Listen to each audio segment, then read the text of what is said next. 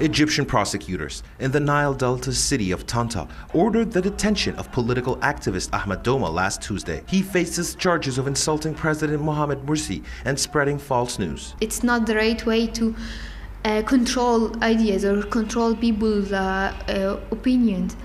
And if you want to actually develop a democratic environment in which each one could express himself, and also you could say that you are a democratically elected president, you shouldn't allow this kind of crimes or this kind of charges or this kind of limitation of the freedom of expression. Doma's detention is seen as a part of a judicial crackdown by the government on opposition activists, bloggers, and even satirists. Human rights groups believe that the crackdown has increased in recent months. Some others argue that it has continued unabated following the 2011 revolution that toppled former ruler Hosni Mubarak. You can say that if you put it in comparison with Mubarak time, it's getting even worse, because during Mubarak you are talking about a ruler which has been there for 30 years. You are talking about a long battle for freedom of expression. But when you come to Morsi, he came just directly after a revolution,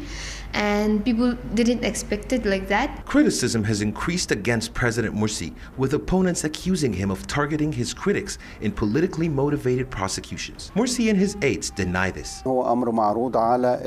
Neither the presidency nor the government interferes in the work of the judiciary or the prosecution. Regular citizens file complaints to the prosecution, and it's up to them either to discard the complaint or refer it to trial. The detention of activist Ahmed Doma has sparked protests as demonstrators rallied in front of Egypt's High Court to call for his release.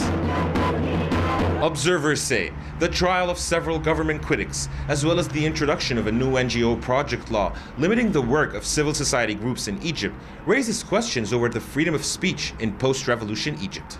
Karim Gamaluddin, Press TV, Cairo.